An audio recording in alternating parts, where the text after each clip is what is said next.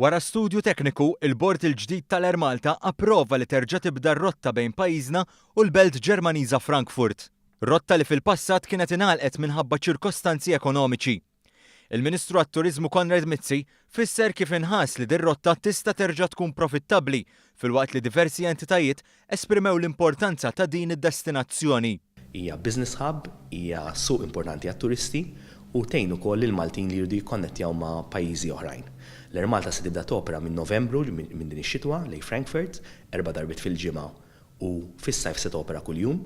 Dan se jfisser utilization aħjar tal-ajruplani li għandna kif ukoll tkabbir. Dan se jkun biss l-ewwel pass fit-tkabbir tal-Air Malta. Se nannunċjaw ħafna aktar additional flights u destinations fix-xhur li ġejjin. Ir-ritorn ta' Frankfurt fl-iskeda tal-Linja Nazzjonali tal-Ajru hija l-ewwel deċiżjoni li qed tittieħed mill-Bord il-ġdid immexxi miċ-Chairman Charles Mangione. Bord li se jkun qed iwassal lill-Air Malta għal fażi li jmiss li hija ffukata fuq iktar tkabbir. Tkabbir ta' rotot, tkabbir ta' revenue, servizzi u prodotti ġodda.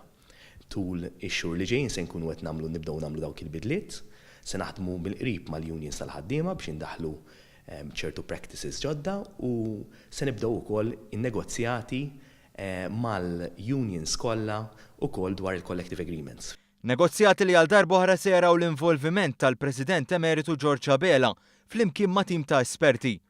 Fost deċiżjonijiet li se jittieħdu wkoll mill-Bord il-ġdid tal-Air Malta hemm dawk marbuta mal-flotta tal-ajruplani.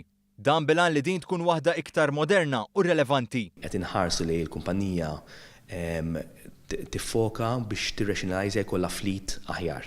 Fil-fatt fix-xhur li ġejjin il-Bord se jkun qed jieħu numru ta' deċiżjonijiet fuq l-ajruplani u l-flotta li se jkollha. U l-ħtieġa għal tkabbir f'din il-flotta. La darba jsiru l-istudji neċessarji l-Bord ikun jista' jieħu deċiżjonijiet biex ikun jista' ikollu flotta aktar moderna.